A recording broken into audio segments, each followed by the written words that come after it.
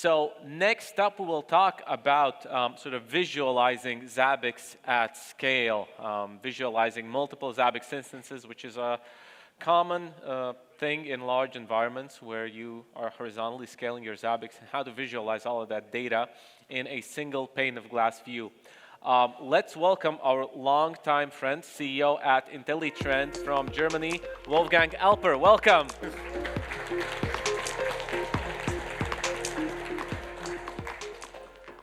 Yeah, hello and very welcome. It's always excited for me to be here in Riga for quite a while now, and this year I'm very glad to share with you a presentation and a project which we call Zabbix at Scale, Global Problem with Multi-Instance Environments, and I have to admit that the subtitle is a little bit long, like Global Problem for Multi-Instance Environments. It's really not sound, yeah, but it describes what it is at best. So, and before I start with the presentation, this is not really a case study, but somehow it is a case study, and I would like to send a special thank you to the Deutsche Telekom-Technik GmbH for such a great project, because that is where this story started, yeah? Where it all began. Yeah, basically, we started with an overloaded Zabbix server. And I mean, many of you, maybe raise your hands. Who has ever had an overloaded Zabbix server? Yeah, a couple of them, yeah. If you, somehow you reach the ceiling and things become more difficult. And that happens to us as well. So the number of hosts increased, the number of items increased, the number of trigger increased. And there's one important number in a Zabbix configuration, which gives you a good idea about how busy the Zabbix server is. And this number is called NVPS, new values per second, gives you the number of new values that enter the system. And we were continuously increasing this number. And at a certain point, the entire monitoring system was not able to really catch up. And then we did what we do in those steps. So we try to analyze and improve the performance of the Zabbix systems. And those of you who are running a Zabbix server, you know there are many ways you can do it. You can use proxies, for example, to improve data collection processing. You can use larger time periods in items to reduce the number of new values per second. You can do a lot of things. You can improve the polar configuration, the cache configuration, etc. But maybe you will also face a limit there. And then the next step is maybe to improve the database system. And you can check, for example, that you're running the latest database versions, because in most cases, a newer version might have a better performance than the older one. You can tweak the settings, which on itself is a very sophisticated and huge topic to do so. You can use partitioning, you can do a lot of things, but at the end of the day, you will reach a limit. And that is the reality of such a mega server if you build it. No matter how much you tune the software, no matter how much you tune the hardware, at the end of the day you will hit a ceiling, and then you have to find a different solution, because you simply just cannot add more resources. And the reality also of mega servers is that people don't like them in data centers, because they prefer more to go for horizontal scaling. It's more predictable. It's more cost-effective. People are now moving more and more into cloud systems or using hybrid clouds, and even in cloud systems, it's more affordable, better to use standard hardware, standard environments, instead of very specific tailored hardware for specific application requirements. So, how can we scale a Zabbix system today? So, what is possible? And I would start with the data collection. For a monitoring system, that's one of the most important points, to collect data. And here we are in a pretty good shape, because we can use Zabbix proxies, which means that we can add as many Zabbix proxies as we would like as a data collector. The change to put the pre-processing steps into the Zabbix proxies if the data is collected through a Zabbix proxy was a very good design decision, because it offloads this sometimes very intensive operations to the Zabbix proxy, so we are fine here. So next step would be then problem detection and alerting. So in other words, trigger and actions. And that is still the job of the Zabbix server. It's not done by the Zabbix proxies. So here, if you would like to scale, we would need multiple Zabbix servers. There's no way that we can do it with one server. We can increase the number of processes or whatever. I talked about slides before, but we can't simply horizontally scale multiple Zabbix servers into this to solve this issue. So this will be a problem. And when we spoke with our client about this, really the biggest challenge was they missed the central problem view. That was basically what was a missing piece here. Yeah? And then we thought, is there a way that we maybe can work from the idea of this missing problem view, and we would need then something which would provide a global problem view, yeah, across multiple Zabbix instances. And that was basically the idea of the GPV server.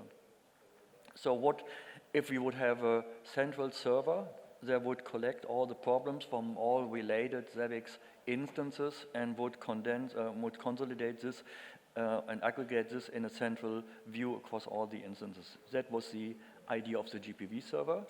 And then we thought, how could this work? What would the flow be?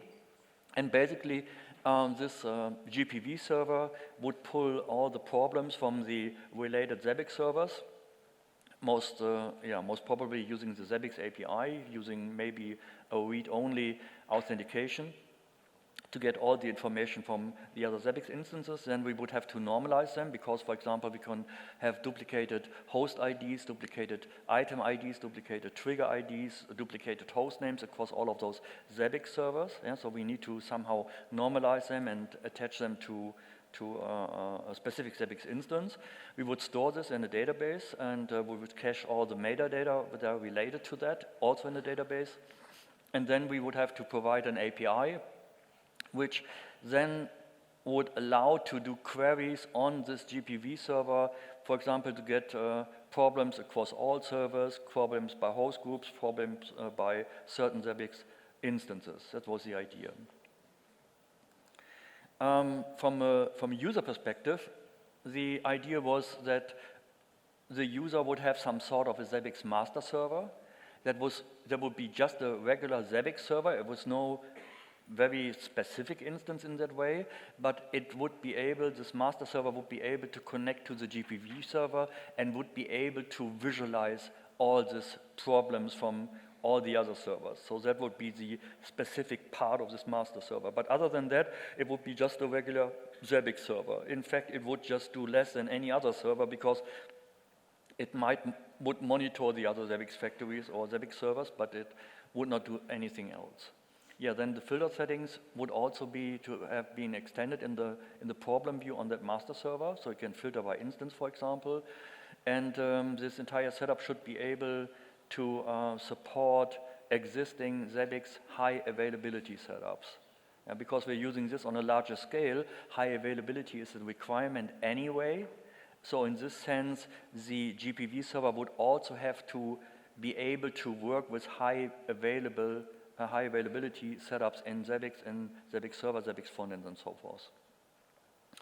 And then we thought it would be a great idea if we not only would have a new sort of problem view on the front-end side, on the Zabbix master server, but it would be nice if we would also have specific dashboard widgets for this global problem view idea, with the possibility that we can then create as many dashboards we would like, to have specific dashboards per instance, or to have specific dashboards per entities, for example, specific host groups or whatever, across multiple Zabbix instances. So that was the idea. So it would give us an enormous amount of flexibility to visualize the data based on these many Zabbix instances that are collected together. Yeah, and finally, it should be quite easy to add a new Zabbix server to the mix by just adding this server as a new endpoint in the GPV server configuration. So what is the idea now of the architecture? The first idea was we would just simply call using the Zabbix API problem get, and then we'll be fine. But we soon figured out that is not the way to go because each for the GPV server would need to perform multiple API calls per Zabbix instance to produce the valid open list of problems and also the resolved list of problems. I don't want to go into very technical details here because it would take a little bit longer, but we explained this problem to Zabbix already, and there might be a solution available sometimes soon, we will see. But I mentioned this, for example, problem get, trigger get, event get, media type get, and so forth are all calls that has to be made just to get the list of problems. And some of these API calls have sequential dependencies, means you have to execute the first call, then get a result back, and then you can take that result as a parameter for the second call. So you can not make it easy to have them run in parallel. And this means that, for example, if you have to query 10 Zabbix instances, you would have to make a total of 60 API calls to get the information about the state of the problems across all those instances, and you have to wait for the slow server to complete or timeout. And that is why we add a database cache in a similar fashion, like, for example, the Zabbix server, Zabbix proxy uses a database. Yeah. The most important part here is the application process.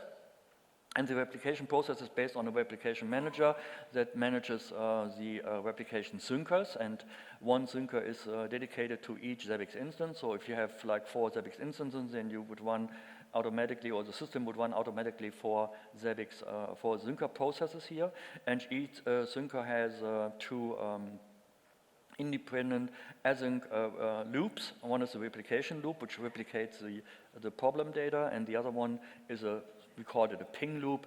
It's more like a keep alive loop, like a health check, yeah, to see whether that syncer is working and whether the attached Zabbix instance is working. And this design allows us a little bit of optimization for the very important replication process. So for example, we can run calls in parallel if the destination Zabbix instance is running in a high availability setup, because we can query then multiple API endpoints at once and distribute the load. That's one option here. And the other one, for example, is we can build in overload protection. So let's say we have a template reconfiguration by someone, and all of a sudden a trigger starts flapping and creates events over events in a very short time period, then the GPV server might get overloaded because of this huge amount of problems. We have seen that in the past, not with GPV, but with Zabbix instances. And in this way, we can just say we keep the application at a maximum steady rate. And if the dust settles, we can catch up, and this way we have a predictable behavior of how the GPV server would work. Yeah. Now, I said that the important part in that project has been the high availability aspect. And the question would be, how would this GPV server idea fit into a high availability setup on one hand? And the other question would be, is it possible to do this GPV setup also itself, put it in an HA setup? And the point here is it's possible. And the way that we designed it, that the database basically acts as a sort of cache for metadata and for the problems that are being replicated across all of those attached Zabbix instances, allows us to have an active-active setup, and we don't have to even replicate the databases between the GPV server instances, so it can work on their own, which is really, really nice setup. And this simple and nice setup allows us also to have very easy deployments in cloud environments like Kubernetes. Yeah, it makes it so easy. Each GPV server then should have states about the Zabbix instances it is connected with. And these states have there are 4 states basically. Initialization would mean the instance is just spin up, running, and the application process is ongoing. Active would mean everything is fine, so we are fully replicated and everything works as expected. Degraded could be that the instance is replicated, but it has either increased replication delay or one of its high availability front ends is not available. So let's say we have a Zabbix instance set up as a high availability instance with like 2 endpoints, and one endpoint is missing, then the GPV server would say, we can work with this because we have still valid replication, but it's not okay, and that's why it's called degraded. And finally, we have the failure state, which means that the GPV server was unable to do any replication with the corresponding Zabbix instance. And the same applies to GPV server states. So that was the previous slide was about the states of attached Zabbix instance. Now we talk about the GPV server states. And here the GPV server can have an initialization state, an active state, and degraded state, and failure state, very similar to what we've seen before. But with the idea, for example, that a degraded state means that one of the attached Zabbix instances is not replicating properly. So let's talk about a little bit of how Zabbix high availability setups look like. And if you look to the Zabbix software stack and look to high availability and geo redundancy, we see that we have the database service, which needs to be set up in HA, which is usually a cluster with a minimum of 3 nodes, depending on the setup. There are other options like, for example, CMPG configurations in Kubernetes with 2 nodes and an external witness, also possible. Then we have high availability Zabbix server setups, which are quite easy with a minimum of 2 nodes. And the front end, also quite easy. And finally, the Zabbix proxies are now also available, starting with Zabbix version 7, and can be configured in proxy groups. So also possible with a minimum of 2 Zabbix proxies per group, which leads us to this slide here. And here we see, just hold on, here we see the Zabbix front-end cluster, minimum 2 nodes, Zabbix server cluster, minimum 2 nodes, database cluster in this way here to avoid split brain situations with 3 nodes, and then 2 proxy groups all with 2 nodes. So it will be the minimum number of systems for just one high availability setup, Zabbix environment monitoring infrastructure thing, right? Yeah. And now look to this picture here. So we have Zabbix high availability instance 1 and high availability instance n. Yeah, so we have many of them. And each of this block diagram is basically this one here at minimum. Yeah. And on the right-hand side, we see the global problem view server setup. And here we can set them up just as 2 instances, because like I said, we don't have to sync any state, so they can run in an active environment. So how would the implementation then look like? This is the configuration. On the GPV side, it's very simple. We just tell the GPV server which Zabbix instances we have. We give them a name. We give them an access token, a Zabbix access token. We give them the API endpoints, can be more than 1. And we also attach 1 or multiple front-end URLs, which we use later to create the links to redirect from the global problem view, front-end view, to the specific Zabbix instance problem view. And that's why we need to get the front-end address here. And basically, that's what it is. And we do it for each attached Zabbix instance. Then we have our master server, our dedicated Zabbix master server, which is, there's nothing special on it, except that it has been configured those 2 front-end modules. One front-end module is to provide in the front-end section a new menu entry for the global problem view thing, and the other one is a front-end module which adds the global problem view widget to the mix, so we can have a new widget type for dashboards in Zabbix to make use of this GPV server setup. This is how the front-end module looks like with a new global problem view overview. And what we can see here is I try the laser beamer here, first time here, is we see here a new menu entry instances, which is the configuration for which instance you are interested in. And we see in the problem view here also our instancing. And now if we click on any item here, like host, like problem, whatever, we are redirected to the original Zabbix front-end dashboard.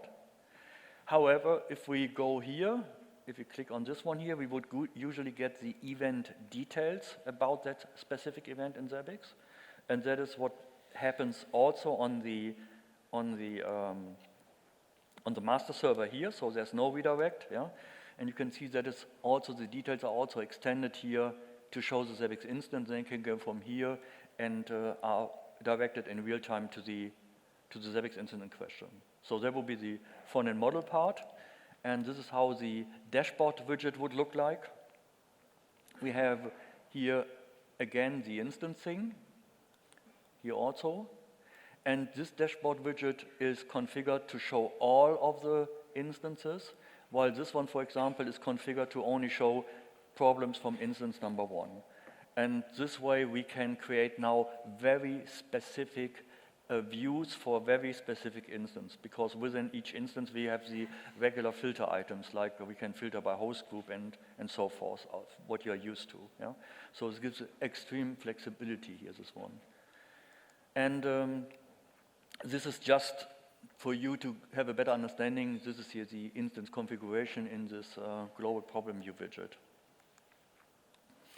Yeah, and finally, we need to have an understanding about our entire global view system really works, and if it is connected to the Zabbix instances, and that is where the instance page comes in. So we see here global problem view server 1, and here one below is global problem view server 2, and you can have as many as you like. And we see the state of this server is degraded, and now we ask ourselves why it's degraded. It's because degraded there's Zabbix instance 2, for example, here, and the state of Zabbix instance 2 is degraded, and we see here Zabbix instance 2 was configured as a high availability setup with 2 nodes, but actually only 1 node is available. So we can see this here, and we get the information about that this instance is not fully configured, and this one is, has a failure, no node is available. And other than that, we see all the details here, like the replication, last seen, so what you would expect. And since we are monitoring experts, all of us are monitoring experts, we would like to monitor such a system, yeah? So this is the monitoring API of the GPV server, yeah? It's using a JSON RPC call, which looks like this, yeah? And would return a result that looks like this. There's more data available, and then you can use the Zabbix pre-processing to actually monitor the system. And we have templates for this, so yeah. And this entire idea started with the need to find a solution for the scaling issue with one Zabbix server. But it's not limited to that, because in fact it's a sort of single pane of glass for scenarios where you have to monitor, or where you're monitoring different Zabbix servers, which can be independent, like for example in IT system integrator use cases, in MSP use cases. Yeah, I mean the use case that you, for example, showed here before is a very similar one, and we are an IT system integrator by ourselves, so we're using Zabbix also for our customers and clients, and we found that this is a nice way to get an overview of problems across our customers with their more tiny Zabbix installations in comparison to this big one where we started with. Yeah? And in this case, we would also extend the setup a little bit, like single sign-on, for example. In this concrete project, we had the requirement to support OAuth 2, which is actually not supported by Zabbix. And what we did was we created some sort of middleware which behaves like a SAML endpoint on the Zabbix side and converts this together with OAuth 2 proxy into an OAuth 2 session. Yeah, so it's very nice. So Zabbix thinks it's it's ensemble authentication, but in fact it isn't. And this way we also have a single sign-on across all of the dashboards in this multi-Zabbix instance setup. Yeah, and then we also have instance monitoring on the Zabbix master for all the attached factories and service monitoring. And just a few slides because time is running. Yeah.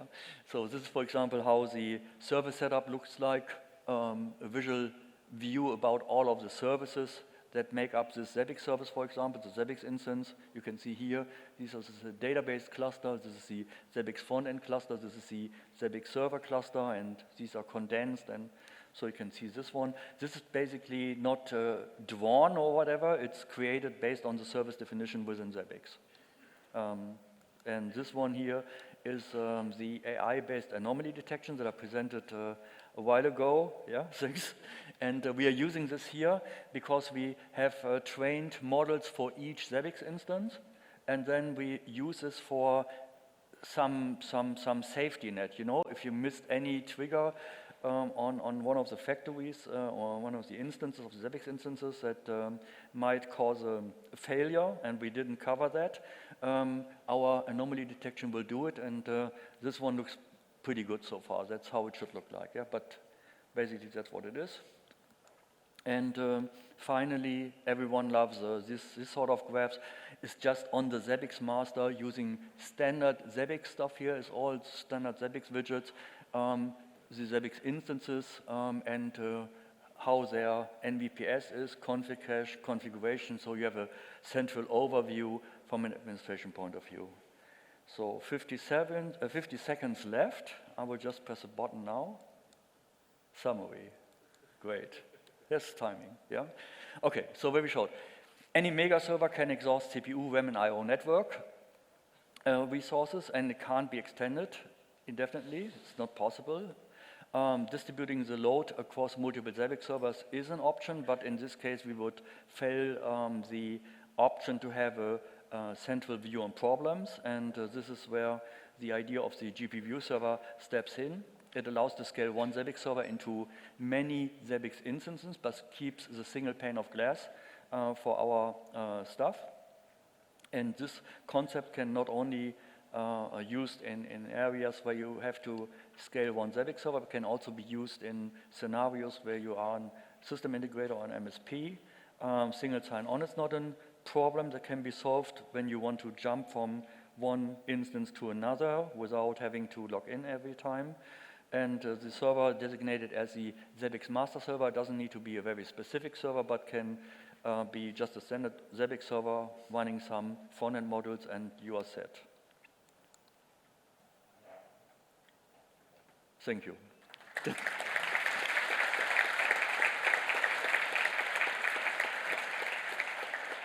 Thank you, Wolfgang. We have one question. So would you say the events are aggregated into the database in a synchronous way, and users will have a snappy, fast experience of working with the global dashboards, or are there performance considerations here? Can you just say it again? I'm very sorry. Yeah, so are the events, are they aggregated to the database in a synchronous way, so users have like snappy, responsive experience? Yeah. So everything what we did is asynchronous, and the reason is if we would go for a synchronous way to do it, then the entire system, it wouldn't work fluid. It doesn't simply work, and you could have blocking situations. And I think it's a way to go, and we do all of the stuff asynchronous. Okay, thank you. Okay. Thank you a lot.